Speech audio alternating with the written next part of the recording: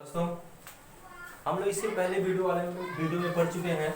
यानी कि हम लोग मनुष्य के नेत्र का कई पार्ट हम लोग इसके पढ़ चुके थे पहले वाले वीडियो में।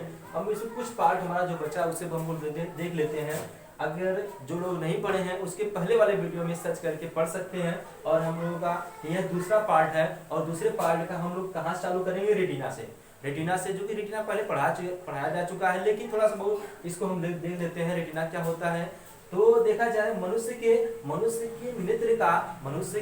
नेत्र का सबसे भीतरी परत जो होता है वह रेटिना कहलाता है। और जो रेटिना होता है इसका कार्य क्या होता है कि नेत्र लेंस के सामने से, यानी कि मनुष्य के नेत्र के सामने से जो आने वाला प्रकाश होता है, इस प्रकाश यानी इस वस्तु का प्रकाश का जो प्रतिबिंब बनता है वो कहाँ बनता है? वह रेटिना पर ही बनता है। ध्यान देना, किसी भी व्यक्ति का जो कोई व्यक्ति है उसका आंख जो स्वस्थ व्यक्ति की बात करते हैं, स्वस्थ व्यक्ति के जो मनुष्य की जो आंख होता है वह उसका जो प्रतिबिंब बनता है वो रेटिना पर ही बनता है। यानी रेटिना के बाहर यानी आगे और पीछे नहीं बनना चाहिए। अगर आगे और पीछे बनते हैं तो समझ लो उस व्यक्ति की आंख में दोष है और उसमें चश्मे का इस्तेमाल करना पड़ेगा।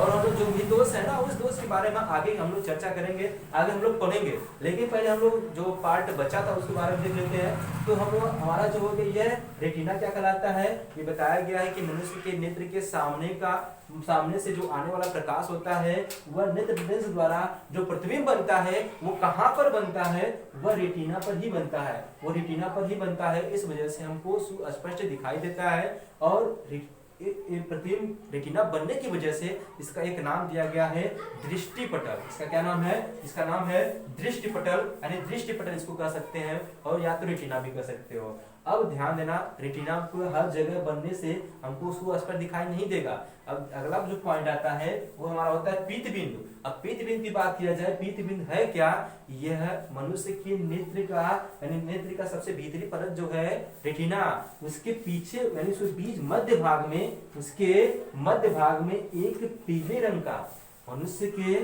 मनुष्य के रेटिना के मध्य भाग में एक पीले रंग का एक बिंदु होता है जिसे हम लोग पीत बिंदु कहते हैं।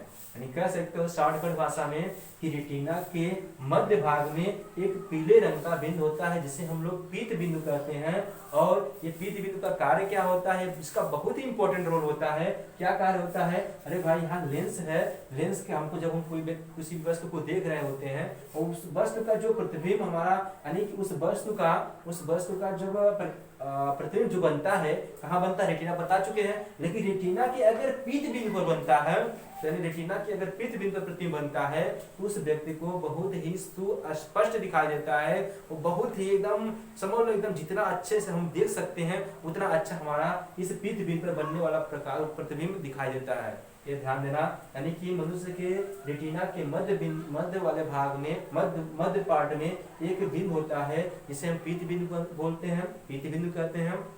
और इस पर बनने वाला प्रतिबिंब जो होता है वह बहुत ही स्पष्ट यानी सुस्पष्ट दिखाई देता है। यानी इसके आसपास भी प्रतिबिंब बनेगा तब भी दिखाई देगा, लेकिन उतना अच्छा दिखाई नहीं देगा। लेकिन जब पीत बिंदु पर प्रकाश प्रतिबिंब बनेगा वह बहुत ही सुस्पष्ट यानी कि जितना अच्छा हम लोग देख सकते हैं किसी भी आंख से कि कोई व्यक्ति देख सकता है, आंख से इतना अच्छा दिख सकता है उतना ही अच्छा हमारा यहाँ पर पीत बिंदु पर बनने वाला प्रतिबिंब हम देख सकते हैं। ठीक है, ये पीत बिंदु समझ गए होंगे।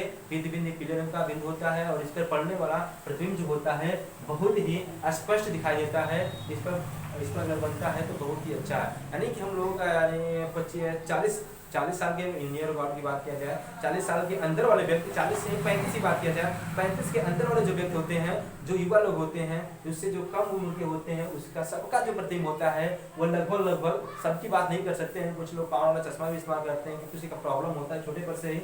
लेकिन यानी 1% कुछ मामूली लोगों को छोड़ दिया जाए तो सबका प्रतिबिंब जो होता है वो पीत बिंदु पर ही बनता है। क्यों?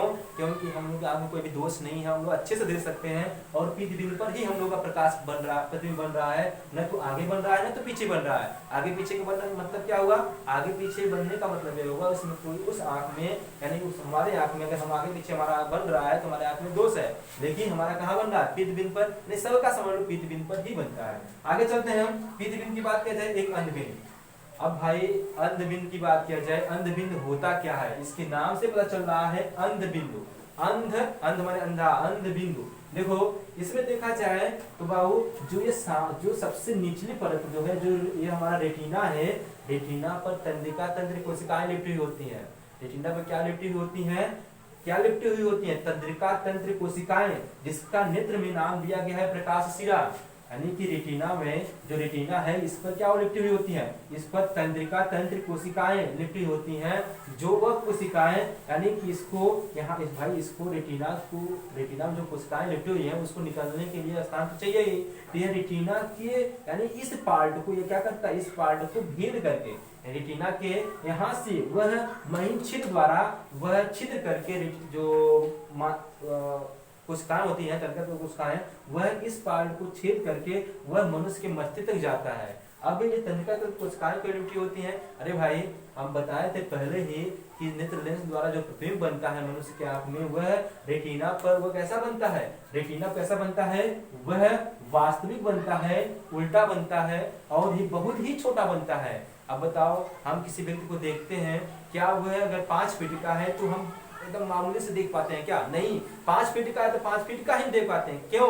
क्योंकि भाई और वो जो व्यक्ति को हम देखते हैं, कुछ तुम भी देखते हो कि जो व्यक्ति सामने है वह सीधा हमारे आंख में कैसे बन रहा है, जबकि यहाँ पढ़ाया गया है कि इस लेंस द्वारा जो प्रतिबिंब बनता कैसा बनता है? उल्टा बनता है। अब बताते हैं सीधा, हम देखो सीधा कैसे बनता है इसको देखते हैं।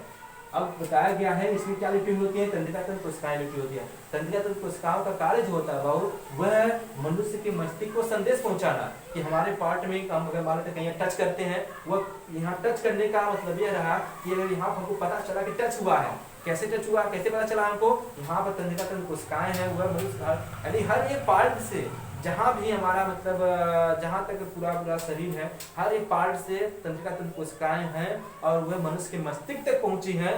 तभी तो किसी व्यक्ति को अगर सुई से मतलब टच भी किया जाता है, छेद दिया जाता है, कई व्यक्ति टच भी कर देते हैं, तो व्यक्ति को पता चलता है कि हमको यहाँ पर टच हुआ, यहाँ कांटा गड़ गया है, ठीक ना? वानी क्यों होता है? क्योंकि तंत्रिका तंत्र कोशिकाओं की वजह से होता है। तंत्रिका तंत्र कोशिकाएं मस्तिष्क को तुरंत संदेश पहुंचाती हैं और यह कार्य बहुत ही क्षणिक समय में होता है कि हमको यहाँ पर कोई मारा है यानी चोट लगा है, तुरंत पता चल जाता है मस्तिष्क को, मस्तिष्क तुरंत आभास रहता है। तो वही काम यहाँ पर ही है कि सामने से जो आता जो वस्तु आता है उसका प्रतिबिंब रेटिना जब बनता है वह उल्टा बनता है, वास्तविक बनता है, छोटा बनता है। और जो कोशिकाएं होती हैं, वो कोशिकाएं जब मनुष्य के मस्तिष्क तक गई होती हैं, वो मस्तिष्क को संदेश पहुंचाती हैं और वह मस्तिष्क वो सीधा करके देखता है। यानी कि वो तंत्रिका तंत्र कोशिकाएं इसी वजह से वह रेटिना पर लिपटी होती हैं, जिस पर प्रकाश अगर प्रतिबिंब बन रहा है तो भाई वो कैसा देखेगा? वह मस्तिष्क कोशिकाओं को संदेश पहुंचाती है और मस्तिष्क उस वस्तु को, कोई वस्तु देखते हैं वो सीधा करके देखता है। यानी मस्तिष्क हमारा काम होता है, वो मस्तिष्क के संदेश को पहुंचाता है। यह तंत्रिका तंत्र कोशिकाएं ही संदेश पहुंचाते हैं, किसको? मस्तिष्क को, ठीक है? तब हम किसी वस्तु को सीधा और उतने ही साइज का आकार का हम देख पाते हैं, ठीक है? ये हमारा हो गया। अब बताओ, अच्छा एक पॉइंट और बताते हैं। आप सबको पता होगा कि कोई व्यक्ति अगर पागल हो जाता है तो उसका मस्तिष्क अगर काम नहीं करता है, उसका मस्तिष्क अगर काम नहीं करता है तो उसका मस्तिष्क अगर काम नहीं करता है तो उसके बारे में हम लोग देखते हैं। तो होता क्या है, अगर किसी व्यक्ति कोई व्यक्ति पागल है, जो बताना चाह रहे थे कि कोई व्यक्ति पागल है, अगर उसका मस्तिष्क कार्य नहीं करता है तो होता क्या है ना, होता क्या है, उसको सब चीज उल्टा पुल्टा दिखा देता है। क्यों? क्योंकि भाई जब मस्तिष्क काम नहीं करेगा,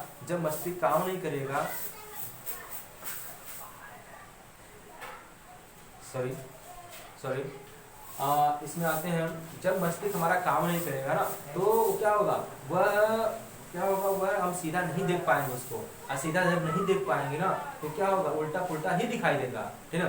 तो आगे चलते हैं। तो यहाँ पे जो तंत्रिका तंत्र कोशिकाएं होती है वो हमारा मस्तिष्क ठीक होता है, उसको हम सीधा करके देख पाते हैं। हमारा अंधबिंदु का भी बात हो गया। अंधबिंदु की बात देखते हैं हम लोग जलित रहो। हाँ, एक चीज और, अंधबिंदु में अगर प्रतिबिंब अंधबिंदु में अगर देखा जाए, इस पर अंधबिंदु पर अगर बनता है वह व्यक्ति को कुछ भी नहीं दिखता है, यानी वह व्यक्ति अंधा कहलाता है। इसी नाते इसका नाम अंधबिंदु नाम दिया गया है। अच्छा बताओ, अंधबिंदु नाम का मतलब ये हुआ कि अब अंधबिंदु आया कहाँ से? यहाँ कोई बिंदु नहीं होता है। यहाँ होता क्या है कि जो तंत्रिका तंत्र कोशिकाएं हैं ना, जो तंत्रिका तंत्र कोशिकाएं लिपटी हुई हैं, वहाँ इस स्थान को छेद कर बाहर निकलती हैं। तो जब छेद कर बाहर निकलेंगी तो वहाँ पर होल पड़ जाता है, वह छोटा सा होल पड़ जाता है, और छोटे से होल होने की वजह से वहां उसका नाम दे दिया गया है अंधबिंद। अब बताओ उस होल में, अब तुमको पता है कि रेटिना पर ही प्रकाश प्रतिबिंब बनना चाहिए, तो ये बताओ रेटिना नहीं बनेगा, उस होल में चला जाएगा तो हमको कहाँ बस दिखाई देगा, प्रतिबिंब बनेगा ही नहीं। तो प्रतिबिंब बनेगा नहीं तो हमको दिखाई नहीं देगा, यानी वो व्यक्ति क्या होगा, वो व्यक्ति अंधा हो जाएगा। यानी जब इस अंधबिंद पर प्रतिबिंब बनेगा तब, ठीक है। आगे चलते हैं। अब अंधबिंब की बात की देखा जाए जली द्रव। अब जली द्रव क्या होता है, देखो यहाँ पर देखा जाए तो देखो यहाँ पर जली द्रव भरा गया है, यहाँ कचाव द्रव है ना। जैसे जली द्रव की बात किया जाए तो जली द्रव का अपवर्तनांक जो होता है 1.33 होता है, और ये जली द्रव यह नमकीन होता है।